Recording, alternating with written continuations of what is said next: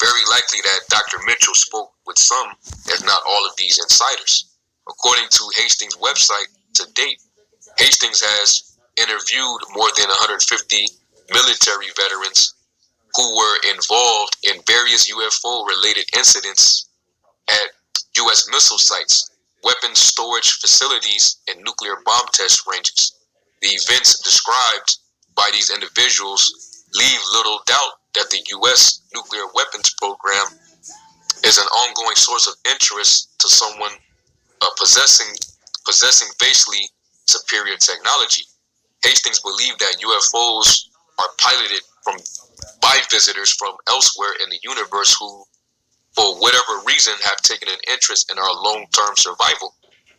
He contends that these beings are occasionally disrupting our nukes to send a message to the American and Soviet Russian governments that their possession and potential large-scale use of nuclear weapons threaten the future of humanity and environmental integrity of the planet. And it shows you once again that, the Lord, he can disrupt. Let me get that. Job 5 and 12. We always get this. This is Job 5 and 12. It says, "He disappointeth the devices of the crafty, so that their hands cannot perform their enterprise. He taketh the wise in their own craftiness, and the counsel of the froward is carried headlong." You see? And they be trying to figure shit out. That's why they have to have all these continual, secret councils amongst themselves in the dark. Because things don't always go according to plan. Because guess what? Because you're not in control. The Most High is in control. All right, you're under you playing in the hands of the Heavenly Father, man. He's controlling you. See? So, that's what Esau can't understand, right? And also, and let's make this clear as well. Let's go to Ecclesiastes, the first chapter, because the whole entire planet Earth is not going to be destroyed. Okay? Because Ecclesiastes 1 and 4 says, "One generation passeth away, and another generation cometh, but the earth abideth forever." So even though he possessed all these nukes, the Lord's going to have it to where he's going to concentrate these nukes when the war finally is set on. When they get to pressing these buttons, the Lord's he's gonna carry those nukes. He's gonna control them when they're shut off, to where particular places are going to be destroyed by him. But he's not going to destroy the whole planet. All right, and that's what the people think. That's why it's going to be this whole thing is going to be divine. How it's going to happen, man. Which is going to show you that this is all, the day of the Lord's vengeance, man. The Lord is going to basically make himself known in that day. All right, it's going to be out of this world. That's why people are going to be in fear. People are going to be, passing out. They're going to be at awe. They're going to be perplexed. Okay. So I'm going to read just a little more of this because I don't want this to be too long. But I thought this was some good information to share with you brothers and you few sisters, man. And this is a pretty, this is a pretty good read, this book here, man. It says, and this is the same book that, I want to say over a month ago, brothers that was going into, the leaked information about there being a so-called Black Jesus, figure that they encountered in Africa. Going back to the 1960s, who had, he had extraterrestrial abilities, and they were trying to, destroy him. And he was out there actually, preaching, and they managed to, capture him, and, they did things to his body, but they realized he materialized later and told them, "Hey, man, it's evident y'all don't want me here, but that in the future there's going to be people raised up just like me. All right, and you know that scared the shit out of them devils, man. All right, but anyway, getting back into it, I'm gonna read just this last part. It says, less than a month after Hastings' epic event on October 23rd, 2010, a cigar-shaped UFO appeared over the largest nuclear missile installation in the U.S., the F.E. Warren Air Force Base in Cheyenne, Wyoming. Lost the ability to communicate with 50 of its Minuteman III missiles as this happened. This was the largest single failure of nuclear missiles in the entire history of the United States, compromising 1/9 of the entire arsenal, and it lasted for several hours. According to a PR Newswire article that was initially featured on Reuters, the confidential Air Force sources also report that their squadron commander has warned witnesses not to talk to journalists or researchers about the things they may or may not have seen in the sky, and has threatened severe penalties for anyone violating security. So they want to hide that information, man. All right, you know, and they've kept, you know, a lot of these things hidden for decades.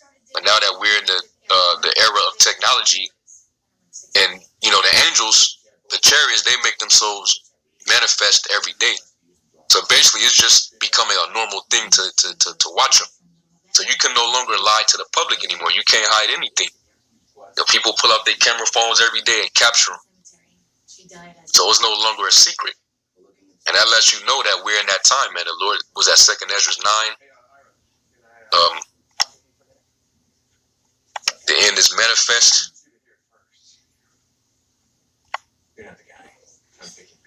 And 2nd Ezra 9. And I'll start at verse 5. It says, "For like as all that is made in the world have a beginning and an end, and the end is manifest, even so the times also of the highest have plain beginnings and wonders and powerful works, and ending and effects and signs." Okay, and you know, the chariots are part of those signs that indicates that, you know, we're at the door, man.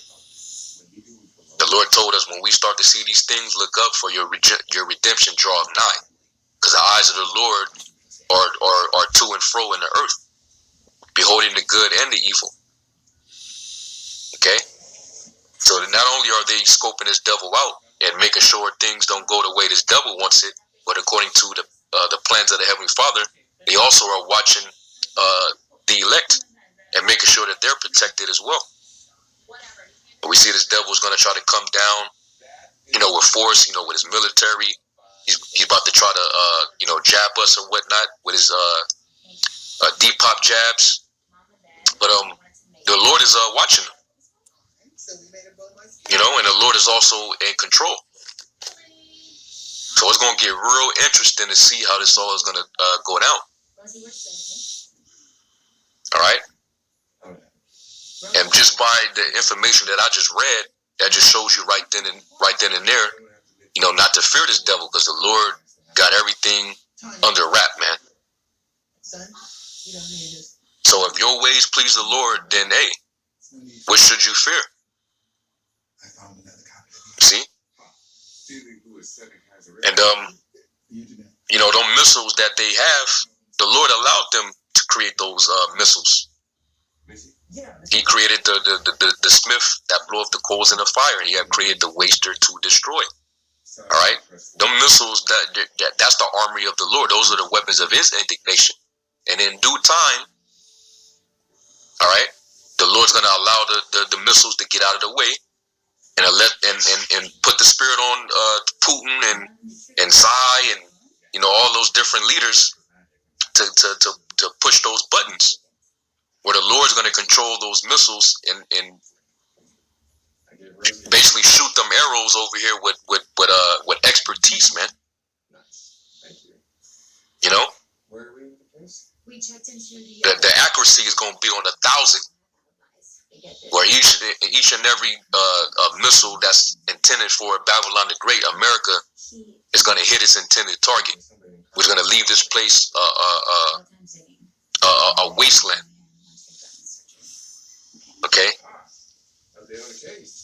a big ass ashtray the size of a continent, which really this continent is going to become an ashtray. All right, the U.S. And that's how this place is going to end. Okay? And the Lord's going to basically, everything that this devil imagined, everything that he, intended for, is going to be turned against him. Let me get Psalms 7th chapter. So really, he don't know that this is going to be turned back on his own head. All right, Psalm 7 and 11, it says, the Most High judge of the righteous, and the Most High is angry with the wicked every day. If he turn not, he will whet his sword, he will bend his bow, and made it ready. He have also prepared for him the instruments of death. He ordained his arrows against the persecutors. Behold, he travaileth with iniquity, and have conceived mischief, and brought forth falsehood. He hath made a pit and digged it, and is fallen into the ditch which he made. His mischief shall return upon his own head, and his violent dealing shall come upon his own pate. Yeah, because he weighed the violence of his hands in the earth. So all the violent dealings, all the treachery, him performing his mischief upon the people, it's going to return unto him. All right. He created the missile. He going to die by the missile. Okay. The Lord said in the Revelation, he that leadeth into captivity shall go into captivity.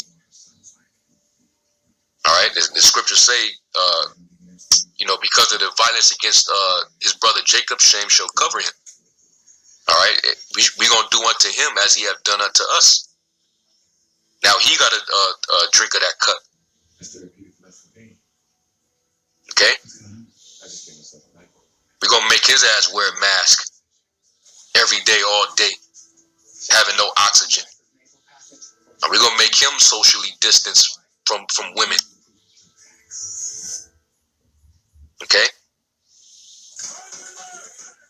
So anyway, I thought it was an interesting read, and I thought I'd, share this information with you brothers, you few sisters, in hopes that it edified you. And, I'm going to shut the lesson right there. I'm going to give all praises, glory, and honor to Yahweh Bashim Yahushai. And to the next lesson, Shalom, Wabrakatham.